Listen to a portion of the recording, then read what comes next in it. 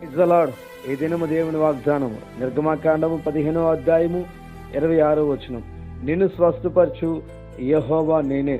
దేవాదేవుడు సెలవిస్తున్న మాట, ప్రతి ఒక్కరిని ఆయన బాగు చేసే దేవుడిగా యెహోవా రఫాగా ఆయన కనబడుతుంది. కుంటివారి కాళ్ళనిచ్చి, గుడ్డివారి చూపునిచ్చి, మూగవారిని స్వస్థపరిచి, మరణించిన వారిని లేపి అనేక అద్భుతాలు యేసుక్రీస్తు వారు చేస్తారు. అయితే ఎప్పుడు అది జరుగుతుందంటే ఆయన మాటలు శ్రద్ధగా విని ఆయన ఆజ్ఞను అనుసరించినప్పుడు ఎటువంటి వ్యాధి ఉన్నా ప్రభువారు స్వస్థపరుస్తారు.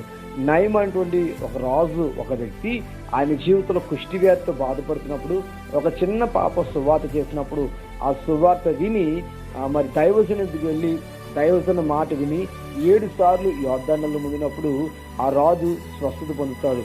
అటు రీతిలోనే మనం కూడా దేవుడి మాట వినేటప్పుడు అది ఎటువంటి వ్యాధి అయినా, అనారోగ్యమైన, మానసిక ఒత్తిడైనా, శారీరక సమస్య అయినా సరే ఆయన మాట వినేటప్పుడు మనం స్వస్థత పొందుతాం, మంచి ఆరోగ్యం పొందుతాం. కనుక మంచి ఆరోగ్యంతో మనం ఉండాలని కోరుకుంటూ దేవుడి వాగ్దానం మన జీవితం నెరవేర్చును గాక.